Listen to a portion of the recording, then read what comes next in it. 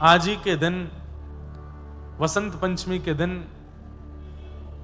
श्री चैतन्य महाप्रभु की परम भार्या विष्णु प्रिया जी का आज के दिन प्रादुर्भाव दिवस भी है। उनको भी बारंबार वंदन। अभी यहां बंगाल में आए हैं तो महाप्रभु जी की चर्चा लीलाएं थोड़ी थोड़ी होंगी कथा में, और बंगाल के जितने वैष्णवों ने वृंदावन का प्रकाश किया, वृंदावन में भजन का अद्भुत रंग जमाया, उन सबको भी हम लोग स्मरण करेंगे। श्री विष्णु प्रिया जी, उनकी भजन की ऐसी सुंदर रीति, लोग बाग माला पर नाम जपते हैं, लोग बाग माला झोली में नाम जपते हैं, आजकल काउंटर पर नाम जपते हैं।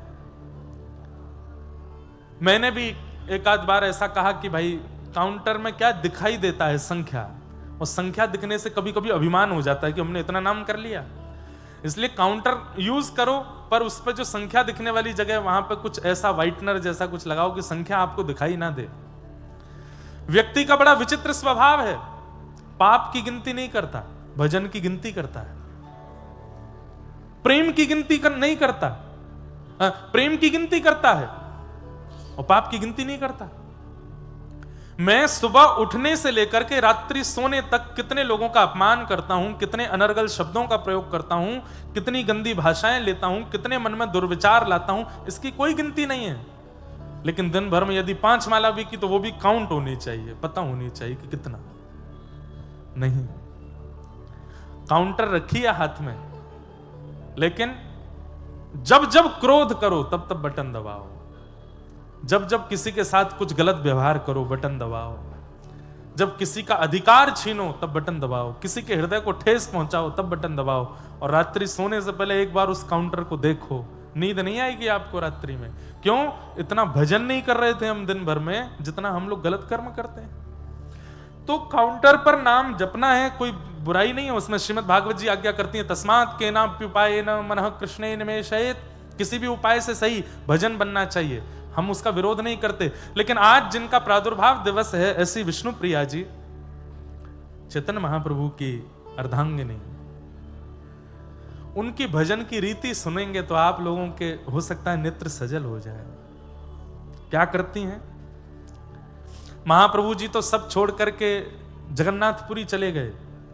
कथा सबको पता होगी कि महाप्रभु जी तो वृंदावन जाना चाहते थे, लेकिन मां की आज्ञा थी कि वृंदावन बहुत दूर है बंगाल से, ऐसी जगह चले जाओ कि कल को अगर मेरे अंतिम समय का क्षण आवे तो तुमको आने में विलंब ना हो। जगन्नाथपुरी भी वृंदावन है, वहां चले जाओ। तो महाप्रभु जी जगन्नाथपुरी चले गए।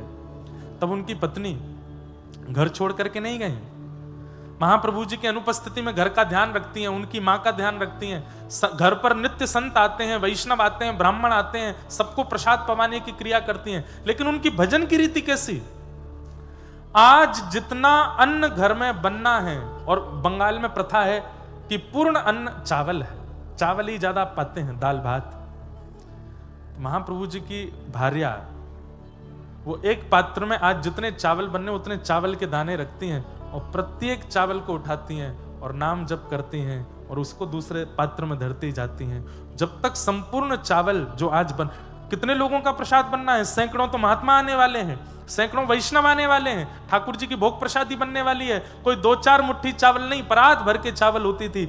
एक एक दाने को उठा करके ठाकुर जी का नाम गुणगान करते हुए उन चावलों पर नाम जप करती, फिर उन चावलों को धो करके सिद्ध करके ठाकुर जी को प्रसाद पवाती। ठाकुर जी के प्रसाद के बाद ठाकुर जी का भोग संतों में वितरण करवाती, माता जी को पवाती। सबको पवाने के बाद जो शेष बचता वो स्वयं पाती। ऐसा भजन विष्णु प्रिया जी का।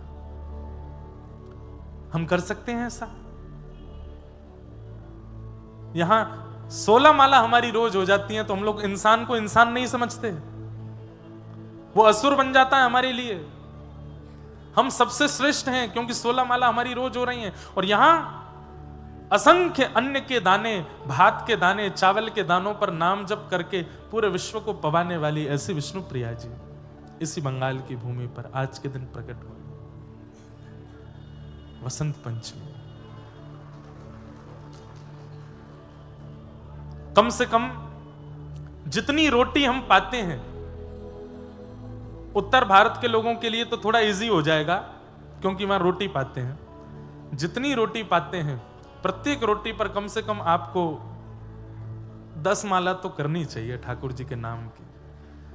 काउंटिंग करो सुबह से शाम तक, सुबह नाश्ता से लेकर रात्रि तक कितना पाते हैं आप लोग, और उतने का आंकड़ा लगा करके उतना भजन तो बनना ही चाहिए, तो ही वो अन्न आपकी बुद्धि सुधारेगा, मन सुधारेगा, नहीं तो विकृत करने में कोई कसर नहीं छोड़ेगा। बंगाल के लोगों के लिए कठिन इसलिए हो जाएगा, उनको तो एक एक दाना गिनना पड़ेगा, यहाँ तो भात खाते हैं और उतना ही भात खाओ जितना भजन बने आपसे। लेकिन उसमें ऐसा कर सकते हो आप कि भात दाल के साथ मिला लो तो छोटे छोटे लड्डू बन जाएंगे। कम से कम उनके अब ज्यादा पाते हैं तो 108 लड्डू बनाओ, प्रत्येक लड्डू को पाते समय ठाकुर जी का स्मरण करो। वो अन्न मन को विकृत नहीं, ये जैसा होवे अन्न वैसा होवे मन, वो वाली बात जो है, जब अन्न ही साक्षात जगन्नाथ हो गए हैं, जब अन्न ही साक्षात महाप्रभु जी का अरे वो अन्न नहीं रहेगा, वो प्रसाद नहीं रहेगा, वो महाप्रसाद हो जाएगा। और महाप्रसादे गोविंदे, महाप्रसाद गोविंद का स्वरूप हो जाता है। वो बुद्धि विकृत नहीं करता, बुद्धि को श्रेष्ठ बनाता है। तो आज विष्णु प्रिया माता जी का भी प्रादुर्भाव दिवस, और आज वसंत पंचमी के दिन उत्सव तो बहुत सारे हैं, लेकिन आज ही के दिन हमारे ब्रज मंडल में होली शुरू हो जाती है। बोलो होली के रसिया की।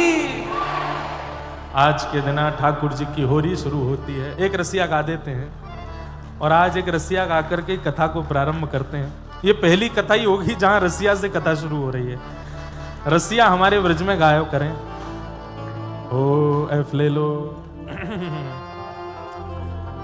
सब लोग बैठे बैठे ही गाइएगा। रसिया समझते हैं ना, व्रज के पारंपरिक जो गायन शैली है, जो स्वयं ठाकुर जी गाते हैं, उसको रसिया कहते हैं। नित आयो कर, ओ नित आयो कर, हो रसिया को मोहल्ला न्यारो री, रसिया को मोहल्ला, रसिया को मोहल्ला न्यारो री, रसिया को मोहल्ला न्यारो री, रसिया को। भैया नीचे वाले तो गा रहे हैं, सोफा वाले भी गाएंगे तो आनंद आवेगा। करताल बजा के, आज वसंत पंचमी है, हमारे लाल जी को गुलाल लगायो है पहली बार।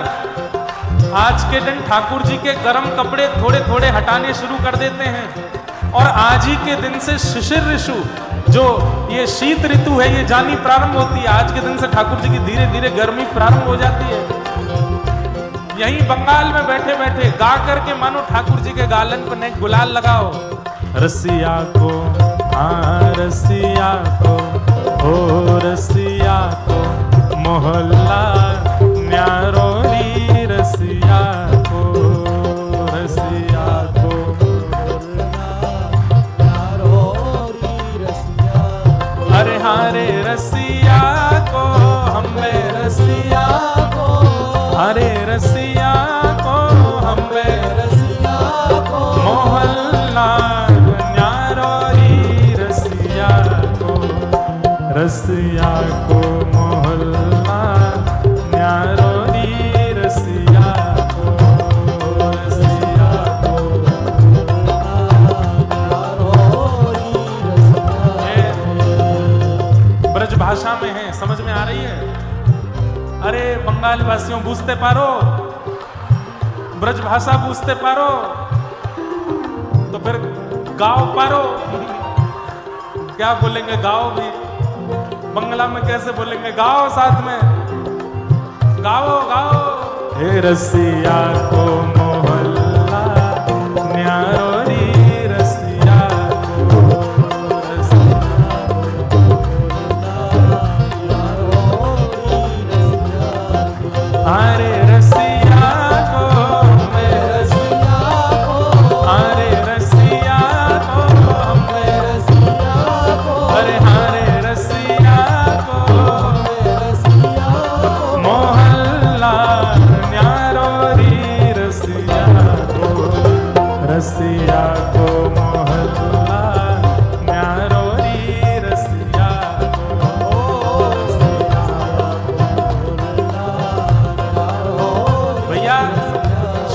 देखने हैं ना श्रोता, तो एक बार पीछे वाली पंक्ति में देखो, ये देखो क्या आनंद में झूम रहे हैं सब रे। बलहोरी के